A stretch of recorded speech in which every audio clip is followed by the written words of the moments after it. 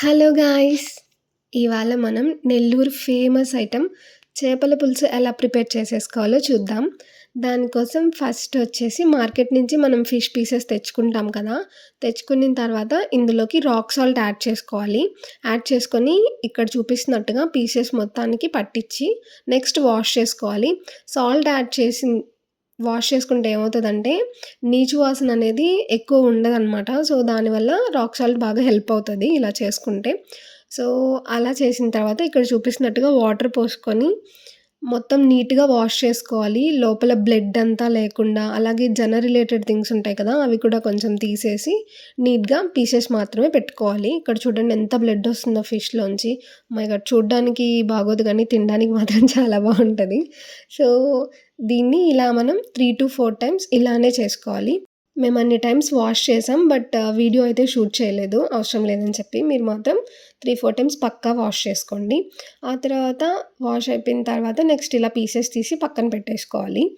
మనం పులుసు ప్రిపేర్ చేస్తున్నాం కాబట్టి ఆబ్వియస్‌లీ మనకి చింతపండు రసం అయితే కావాలి. దానికోసం ఇక్కడ చూపిస్తున్నంత చింతపండుని తీసుకొని వాటర్‌లో సోక్ చేసి పక్కన పెట్టుకోవాలి. నెక్స్ట్ 2 టమాటాస్, 2 ఆనియన్స్ తీసుకొని ఇలా ముక్కలుగా కట్ చేసి పక్కన పెట్టేసుకొని, స్టవ్ ఆన్ చేసేసి బాండ్లీ పెట్టుకొని ఇందులోకి మనం at least 5-6 tablespoons of oil add చేసుకోవాలి.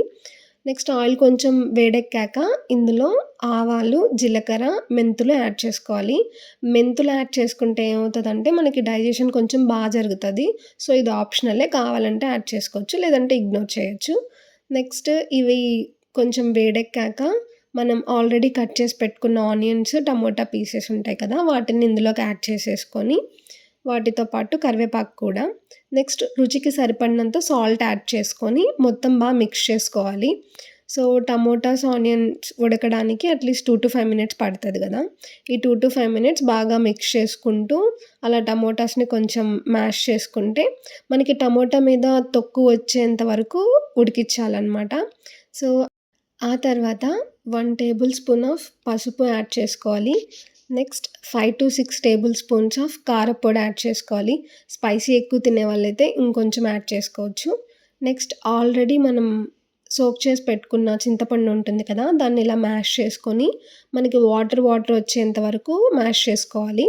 నెక్స్ట్ మ్యాష్ కంప్లీట్ అయిపోయిన తర్వాత మన కర్రీలోకి ఇలా ఫిల్టర్ చేసుకొని వాటర్ అంతా యాడ్ చేసుకోవాలి. పులుసు ఎంత కావాలనుకుంటే దాన్ని బట్టి మనం చింతపండు రసం యాడ్ చేసుకోవాలి. స్పైసీ కూడా ఎక్కువ తినేవాళ్ళైతే కొంచెం ఎక్కువ కారప్పొడి యాడ్ చేసుకోవాలి. అవి 2 అడ్జస్ట్ చేసుకోవాలి. నెక్స్ట్ ఈ పులుసు యాడ్ చేసేసిన తర్వాత మొత్తం ఇలా మిక్స్ చేసి పెట్టుకొని, ఇందులోకి మనం ఒక 2 టేబుల్ స్పూన్స్ ఆఫ్ ధనియాల పొడి కూడా యాడ్ చేసేసుకొని, మొత్తం మిక్స్ చేసేసుకున్న తర్వాత మనం ఆల్రెడీ వాష్ చేసి పెట్టుకున్న ఫిష్ పీసెస్ ఉంటాయి కదా! అవన్నీ మొత్తం ఇందులోకి యాడ్ చేసి పెట్టేసుకోవాలి. ఫిష్ ముక్కలన్నీ యాడ్ చేసేసుకున్న తర్వాత ఇందులోకి కొరియాండర్ కొత్తిమీర మొత్తం యాడ్ చేసేసుకుంటే, ఈ టైంలో యాడ్ చేస్తే కొత్తిమీర బాగా ఉడికి మొత్తం స్మెల్ ఒస్తది. లాస్ట్‌లో కొంతమంది కర్రీ అంతా అయిపోయిన తర్వాత ఇంక దించే టైంకి కొత్తిమీర ఏస్తారు కదా! అప్పుడు మొత్తం పచ్చి పచ్చి వాసనొస్తది. నాకసలు అలా ఇష్టం ఉండదు. సో, ఇలా ఏస్తేనే నాకు నచ్చుద్ది. సో, ఈ టైంలో కొత్తిమీర యాడ్ చేసేసుకున్న తర్వాత స్టవ్ ఆన్ చేసి పెట్టేసి 25-30 మినిట్స్ అయితే ఉడికిచ్చాలి. అప్పుడు మనకి ఫిష్ బాగా స్మూత్‌గా ఉడకద్దనమాట. నెక్స్ట్ 25-30 మినిట్స్ అయిపోయిన తర్వాత మనకు ఓపెన్ చేస్తే ఇలా వేడి వేడిగా నెల్లూరు చేపల పులుసు అయితే రెడీ అయిపోయి ఉంటుంది. సీరియస్‌లీ గాయ్స్ చాలా అంటే చాలా బావుంటుంది. మా అమ్మ చేస్తే నాకు అంత ఇష్టం. సో, ఇలా వేడి వేడిగా నేను అప్పుడే 2 పీసెస్ ఏసుకొని తినేసాననమాట. బేసిక్‌గా ఏంటంటే చేపల పులుసు చేసిన రోజు కన్నా నెక్స్ట్ డే చాలా బావుంటుంది. ఆ రోజున్న టేస్ట్ కంటే నెక్స్ట్ డే తింటే మాత్రం అమేజింగ్‌గా ఉంటుంది. మీరు కూడా ట్రై చేసి టేస్ట్ ఎలా ఉందో చెప్పండి.